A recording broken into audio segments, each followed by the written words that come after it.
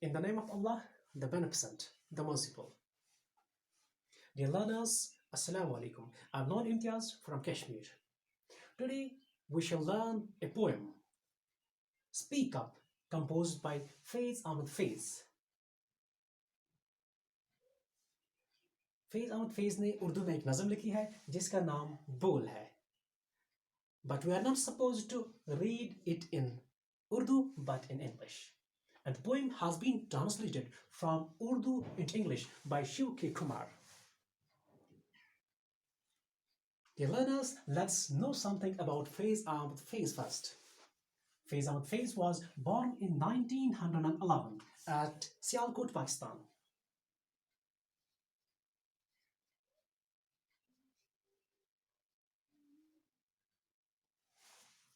He died in 1984.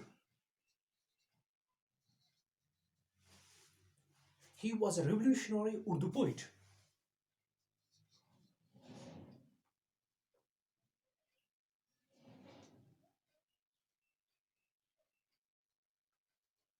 वो एक इनकलाबी शायर थे.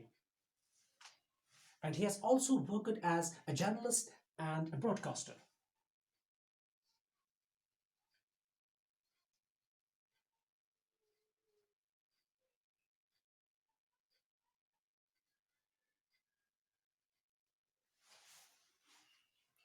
Faiz Ahmad Faiz was so well known that he is the first Asian to win Lenin Prize in 1962.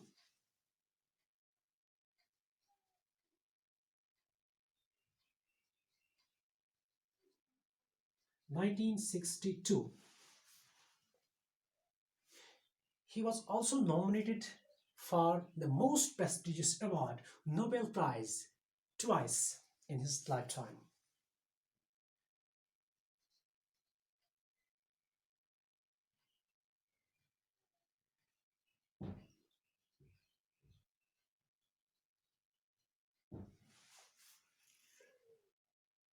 The poem Speak Up, या बोल कहेंगे उर्दू में, it's actually an extract. It has been taken from Faiz Ahmad Faiz's collection of poems called Naqsh Faryadi.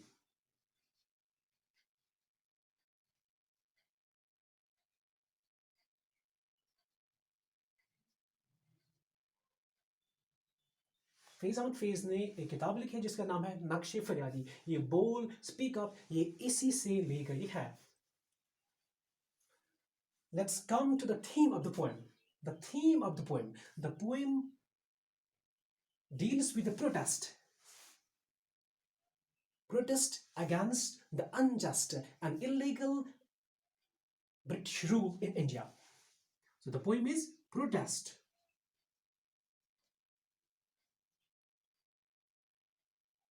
against illegal and unjust British rule in India. And the poem has been written before independence and before partition of India. When India and Pakistan were a one nation, अभी हिंदुस्तान और पाकिस्तान नहीं बना था, ये एक ही मुल्क था और पार्टीशन नहीं हुआ था. ये जो नज़म लिखी गई है ये आज़ादी से पहले लिखी गई है. In this poem, actually this poem is in the form of address. The poet addresses his poem to the people of his nation. It's an address to his countrymen.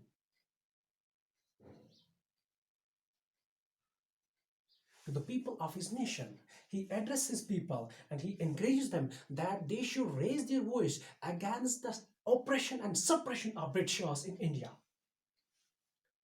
The people of India, they were afraid of the Britishers and they were living in a pathetic condition. The poet couldn't withstand it. He couldn't bear it. शायर इस चीज को बर्दाश्त नहीं करता है. That's why he is forced to, he is compelled to write against the Britishers through his poetry. So in this poem, he encourages his reader to speak whatever they want to speak against the Britishers. So before going reading the poem, let's know some new words from the poem. First one is sealed. Sealed means closed, or you may call it locked. Padlocks, kind of lock. Fetter. Fetter means chains, or you can call it shackle. Oven means stove, or you can call hearth.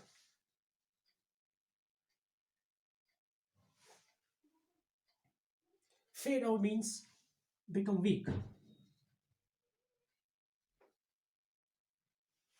Running out, coming to an end.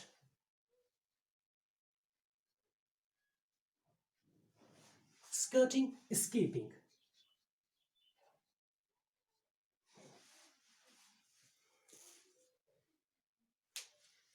So dear learners, let's come to the poem straight away.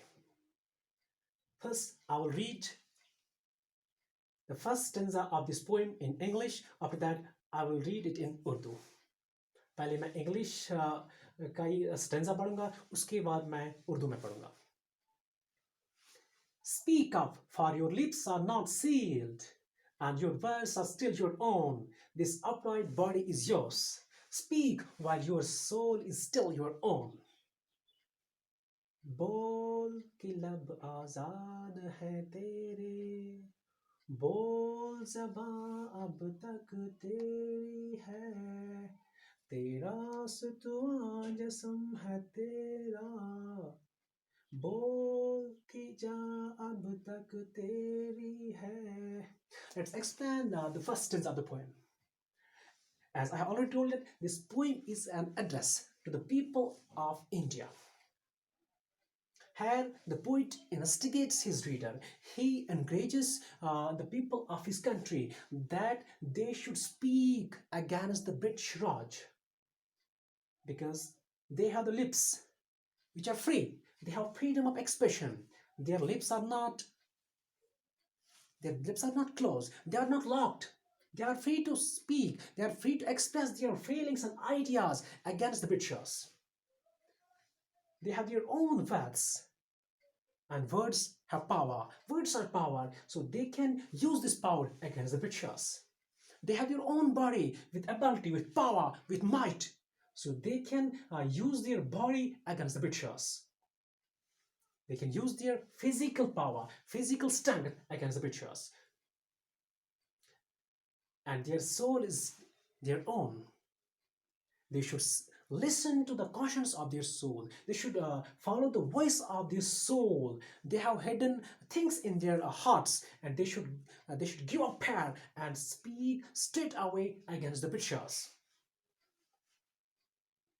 So here in this stanza, the poet wants to say that people should speak against the Britishers, because Almighty Allah has given them different gifts which they can use against the Britishers, against the oppression and suppression. They should fight for the rights of their. They should fight for the cause of their rights.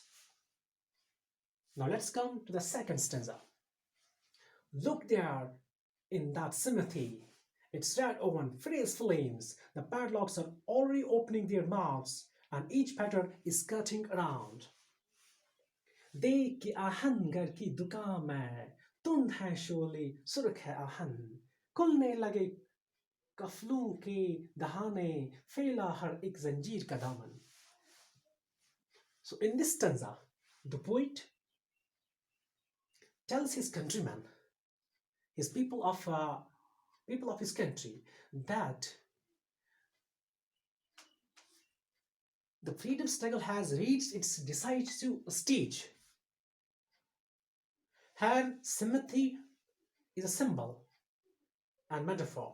There are other metaphors and symbols like oven, flames, padlocks, and fetter. They describe different aspects of freedom struggle.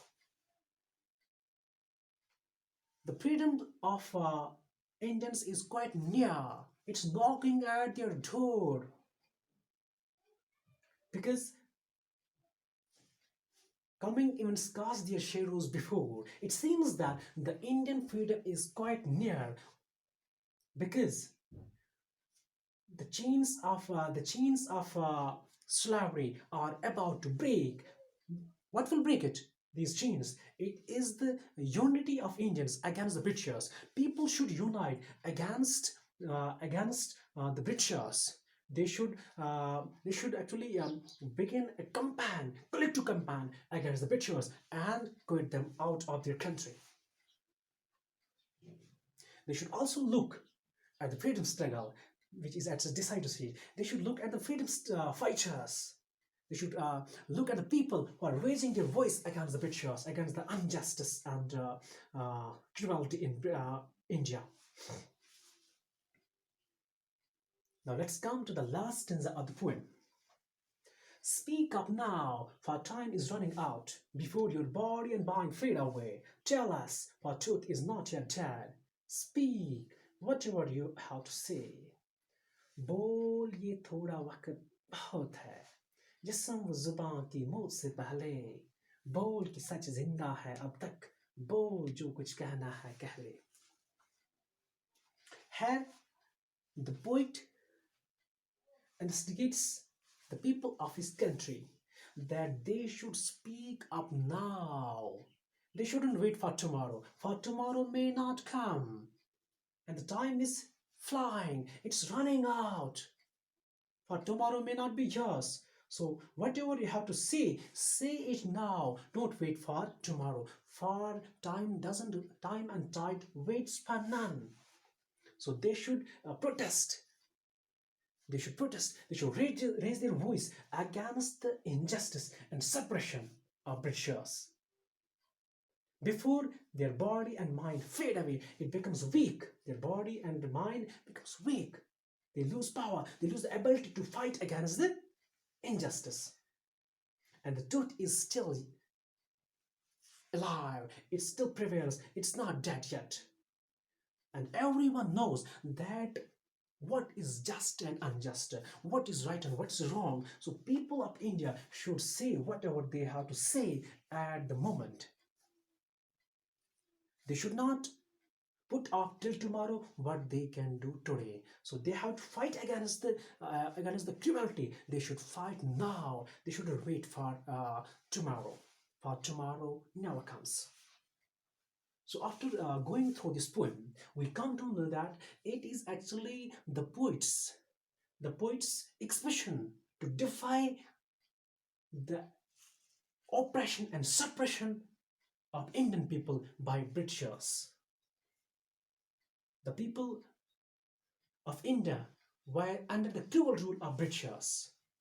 The poet couldn't withstand it. He couldn't tolerate it. So that's why he encourages his people that they should start a campaign against the Britishers so that they can live the life of dignity and freedom, because they have the right to live a free life. So this poem is actually an indirect attack on the Britishers who ruled India for a long time, and the people of India were subject to different cruelty, different suppression and oppression. I think this is all about the poem. Thank you. Allah Hafiz.